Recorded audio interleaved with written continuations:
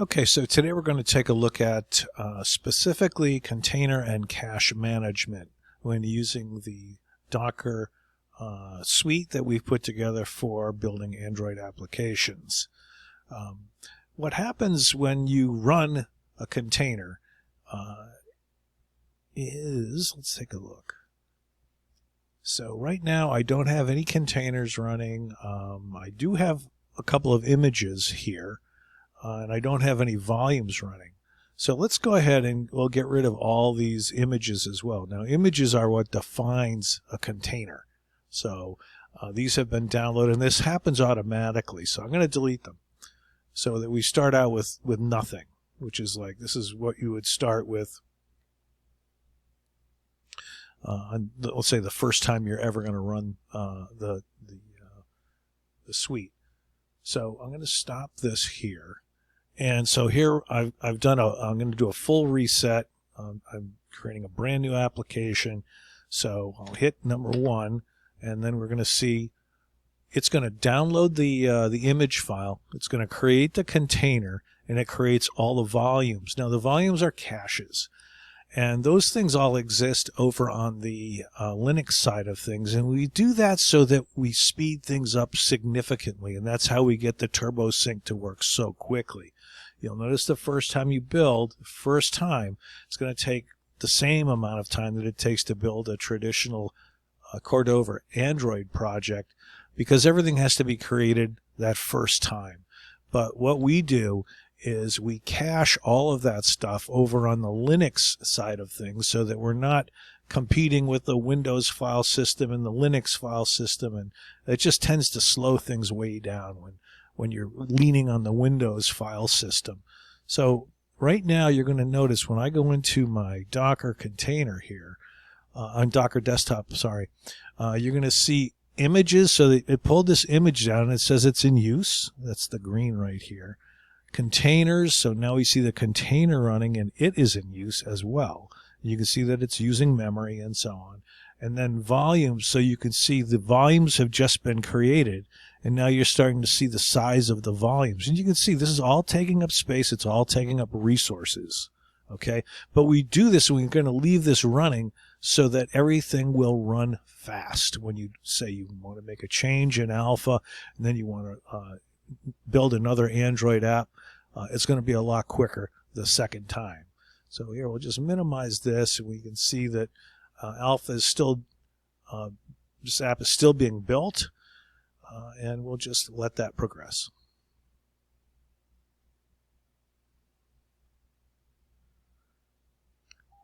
And so the app was built, and it's now been installed on my device. Now, let's go look at what's going on with Docker Desktop. So here we can see all the volumes are up and running. The image is in use, and the container is also in use. Now, you'd leave this running as you're going through your development. As you're changing things, you're going to use Turbo Sync because it's going to make things a lot faster for you when you do your second build. And I can show you that right now. So we've already done one build here, right, with this application. And so I'm going to go ahead and we'll just close this out. And I'm building with this image picker test component here. I'll go and do it again.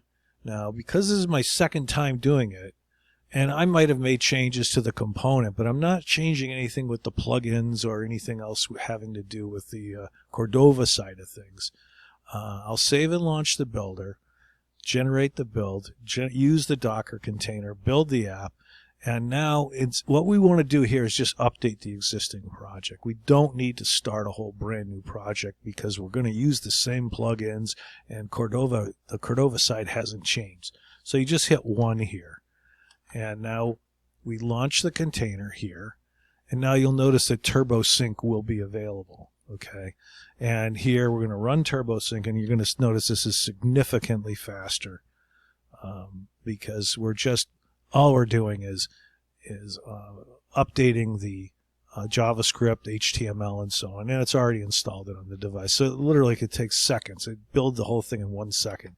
So it's a great way to to be developing these applications, and because now you can build and test really quickly and so on. But when you're done, at the end of the day, you're all done. And maybe you're moving on to another project, okay? And you want to make sure that your system resources have all been cleaned up. Right now, if you come into Docker Desktop, you can see that we've got things in use, memories in use. This container's running. Volumes are taking up space on the drive. And there's files that are on the Linux subsystem as well.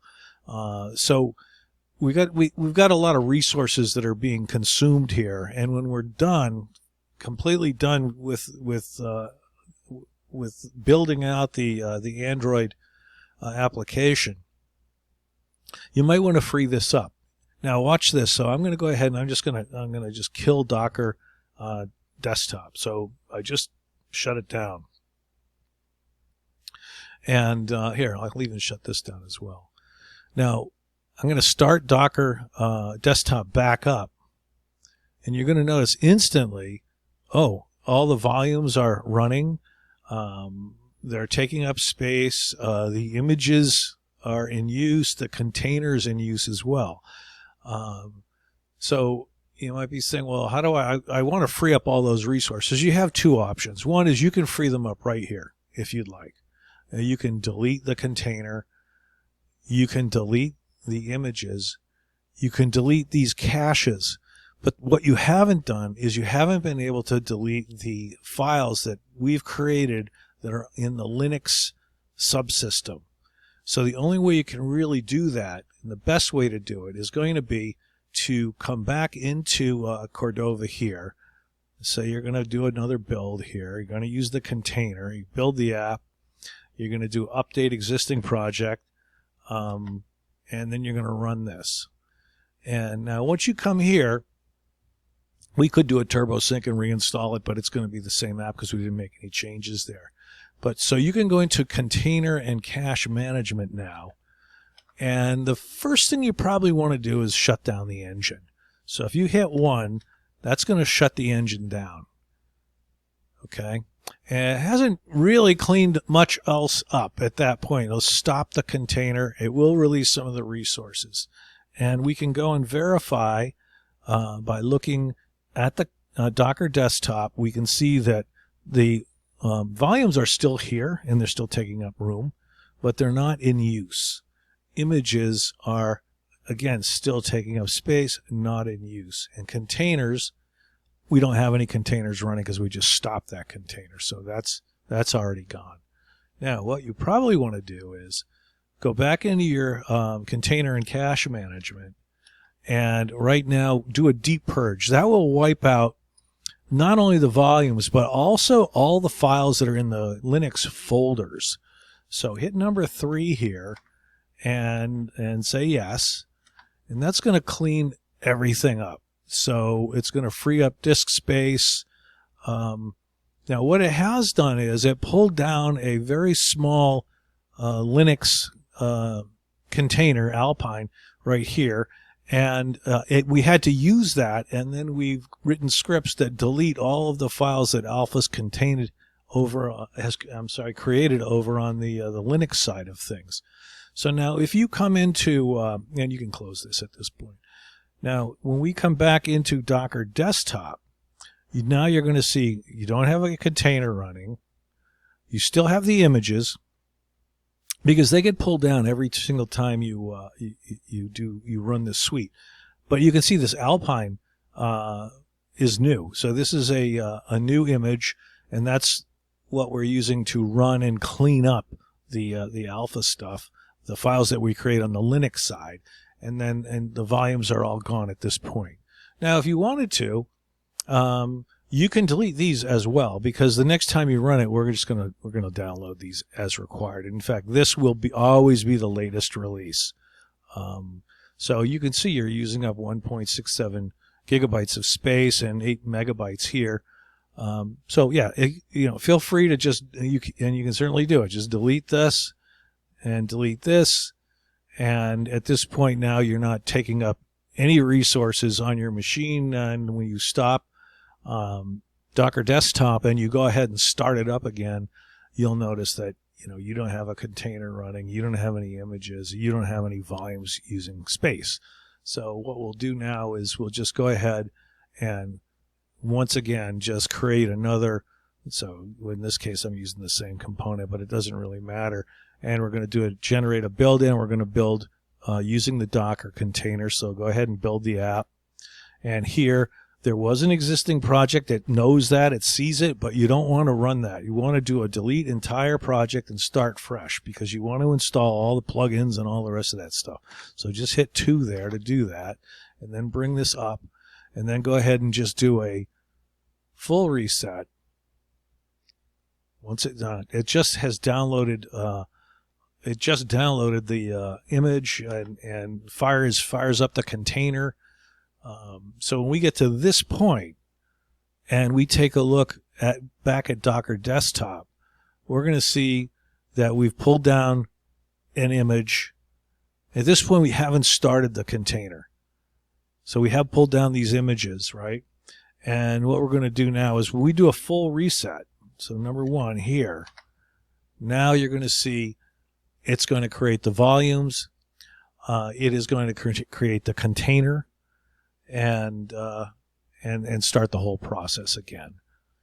And we can see that if we jump back into Docker Desktop here, we can see that the image is in use, the container's been created and it's in use as well. And we can see we're using resources over here. And volumes, we see all of our caches are up and running, and you'll see these sizes grow as it continues on. As Alpha continues with this process of building out this application, which is going on right here. So again, once that's all done, we'll go in and we'll take a look at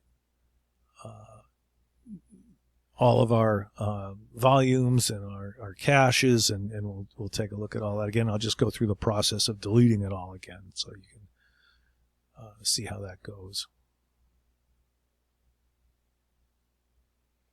Now our build is completed and installed on the device. Again, we'll go back in and now look at our Docker Desktop. We see that our volumes, we can see the size of our volumes, we can see that they are in use. We can see our image and it's in use. And remember, the image defines the container, so we can see our container running as well. Okay, now, so what we would want to do is, and I'm going to go ahead and here we'll stop Docker Desktop so it's not running anymore. We're going to and we'll close this out. And we're going to go ahead and launch Docker Desktop again, and you're going to notice these things are running. As soon as we fire up Docker Desktop, they're running. The images are there. So these are all taking up resources. They're taking up space. And so if you want to clean off your disk and things are tight there, you can just go ahead at this point. So you're done for the day. Life is good. Let's go back in and we can just get the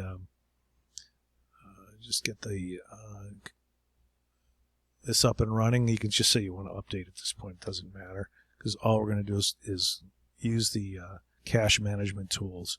So we're going to go to container and cache management. We're going to go ahead and shut the engine down with number 1. And we're going to go ahead and we're going to do a deep purge once that stops. So now we're going to do, again, container and cache manage at 4, and we're going to hit deep purge.